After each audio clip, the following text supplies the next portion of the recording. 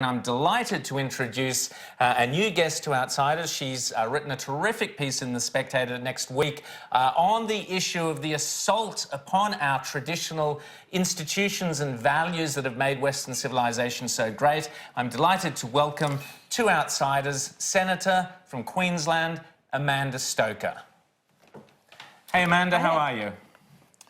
Very well, thanks. Now, listen, you've got a great article where you look at this. One of the things that people often ask is all this kind of Z and Zir and weird gender stuff that's going on, and you can't use the word guys and all of this stuff. People often come up and say, who's behind all this? What's it all about? Why are people doing this stuff? You've got some terrific insights. Talk us through what this assault on our traditional institutions is all about. Well, when we think about the way that major legislative and social change should happen in this country, we think of our parliaments.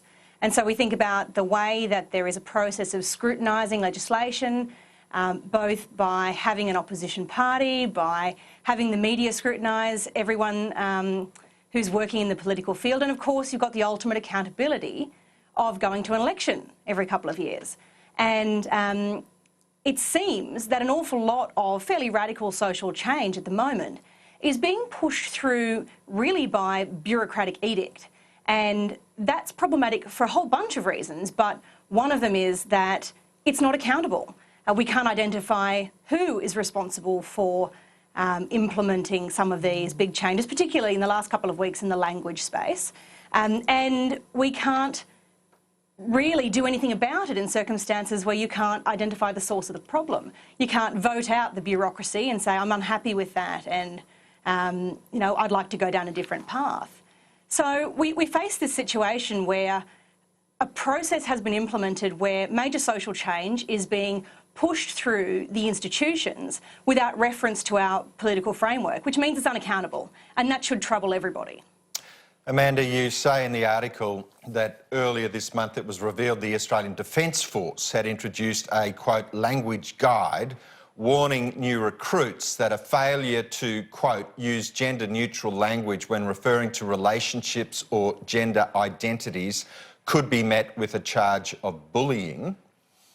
That revelation at the national level also followed a similar invention by the Department of Health and Human Services in Victoria. Tell us about the Victorian example. Well, that Victorian department had not only been quite firm in the edicts it had put out about what was appropriate language, and that was quite prescriptive about the fact that it needed to be, well, they were requiring that people be referred to in really very gender-neutral terms, but importantly they prescribed a day every month to be known as They Day, which is all about completely removing any references to gender in the way that you interact with your work colleagues. Now, you can understand that there might have been a good intent from some perhaps overzealous HR manager here. You know, they really want to be so inclusive that they want to have this day a month where they're going to celebrate this way that they think will include people. But the reality is that it alienates another large group of society, which is people who don't prescribe to the gender fluidity kind of approach to the world, and who now feel quite alienated from being able to express themselves in the way that they always have in their workplace, on pain of being disciplined. And I guess if that discipline happens a number of times, you could face, you know, employment consequences for not following well, I want, Amanda, the HR requirement. Yeah, I want to follow that little thought, or that thought there, down where it heads, because a key insight you have in this article is you were referring to Parliament and accountability and scrutiny and so on. But critics or people who support things like They Day, and critics of people like yourself, I guess, or ourselves, who question or criticise these edicts, is that, oh, no, it's voluntary. It's voluntary. So it's all about being nice to people and not causing offence to people. But as you point out, it might start out as a voluntary process. Oh, these are just some rules and some suggestions. But very quickly it becomes, well, if the people who don't obey those rules or suggestions then find themselves, does the HR manager have to warn them or question them? And then what happens? So talk us through that thread where you get from a seemingly harmless rule to the law. It's a matter of approach, I think. There's a group of people who think that by prescribing language you can be more inclusive and more tolerant. But what it seems to affect in operation is a situation where the small minority of people who might feel excluded by the traditional way of referring to people are now in a situation where their need to not feel offended by the way that everybody else seems to refer to each other trumps everyone else's right to speak to each other in the way that they always have and, I think always should be able to. It's a kind of tyranny of tolerance, and it means that you're shutting down, on pain of employment consequences, anybody who dares to do what they've always done. And it's interesting for this reason. It might be meant to make people feel more included or be kinder to each other, but you can't force people to be friendly. You can't force them to be polite. You can't force them to be kind. They're not things that can be imposed from above. What we need to do, I think, is trust in our fellow human beings to say, look, I'm going to refer to you in the way you want to be referred to because I'm a decent person and that's what I'm going to do. And in return, I hope you'll do the same for me. And that's how we build a culture, both in the workplace and elsewhere, of just being good to each other, of respecting where everyone's coming from and sort of doing unto others as we would have them do unto you. And I think, Amanda, you talk perfect, beautiful common sense, which is fantastic. But we saw, for instance, I think it was last year or the year before, David Morrison, who became Australian of the Year. So this is with the sanction of, I suppose the government, or certainly the establishment, is how the ordinary Mrs. Kafoops would view this. Here we had David Morrison telling us that we couldn't use the word mum. We had to use the word dad if we were talking about in a work environment. Does clean up after yourself, your mum doesn't work here. David Morrison popped into this workplace and very thoughtfully crossed out the word mum or put the word dad next to it. There's a kind of way of saying this is how you should behave in the workplace.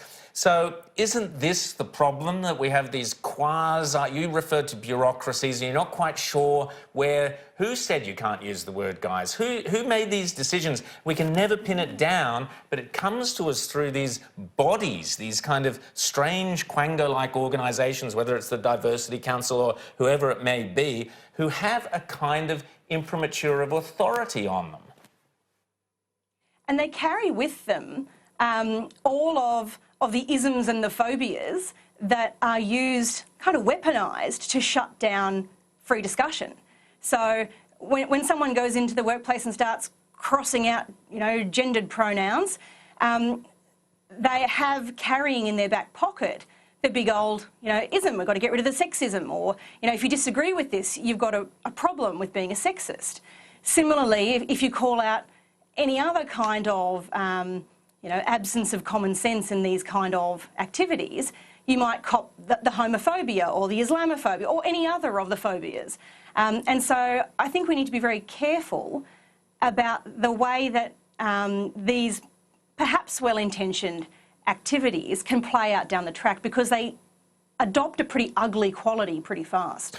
Can I say, Senator, that this process you refer to of creep, from something that starts as a kind of an aspirational or good idea. I mean, we saw, I would say, in relation to climate change, John Howard signed the Kyoto Protocol but did not ratify. And yet then we go through a process of then subsequent ratification, and then getting into Paris as an aspirational target, and then last week we find the deep state presents it to you as a legislated demand with a $100 million fine for non-compliance. Likewise, we see in the ASX what starts out as a sort of guidance from the Social Governance Committee of the ASX quickly becomes your own government's regulators, ASIC and APRA, say, well, we're going to treat it as law and you'll be punished if you don't comply.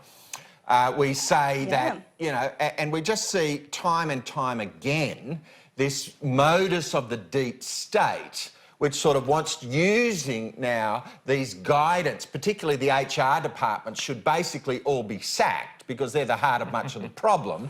But tell us what can be done to resist this process of mission creep from guidance to legislation. Look, I'd start by saying there's two ways to look at it. One is you could say it's good intentions gone bad, and that's probably the charitable way of looking at it, and the way I'd say most people fall down this path. But there's others who adopt it as a pretty deliberate tactic. I mean, it's what Gramsci came up with a long time ago, in this idea that you've got to break down and cut off all of the traditional institutions as part of that Marxist domination of institutions. That's such an important part of the socialist way and the Marxist way. And it's very important for people who feel strongly of that political persuasion to see all of these structures torn down to pieces. The example you gave of the ASX providing, you know, guidance about the social responsibilities that should be borne by public companies is particularly troubling. It's a far cry from what, you know, the modern corporation was established to do. It's established to deliver value for shareholders and to deliver an economic contribution. It was never supposed to have as its modus operandi the achievement of, you know, particular social objectives, and particularly not social objectives that are aligned with one extreme of the political debate. So what can be done? Well, I think we all need to be a lot more alert to the way in which these kinds of approaches can be insidiously implemented. We need to be willing to call it out when we see it, you know, as I've tried to do in this piece for The Spectator, and as I'm sure others have done in other publications. And we've all got to be, I think, pretty courageous about not accepting the benefits of a particular ism in circumstances where the logical end point of that ism is something pretty toxic. Well, Amanda, I mean, you've said it. People look to the leadership to call out these things, the political leadership. If the political leadership are quiet about this, then they acquiesce to it. You know, I know you're not crazy to discuss this topic, but you're a Queensland LNP. And I have ringing bells, I'm afraid. And a Queensland LNP senator. You have been asked to, you know, your thoughts on leadership. Peter Dutton, your party have said you should be supporting Dutton. I know you don't want to discuss it, but that is a leadership question. Can we discuss it very briefly? Well, I'm going to take fortune being on my side here. The bells are ringing. Okay. And so I'm going to ask that you both excuse me. Thanks for having me on the show. Thanks, Amanda. We appreciate it, Senator. Thank you very much. Thank you very much.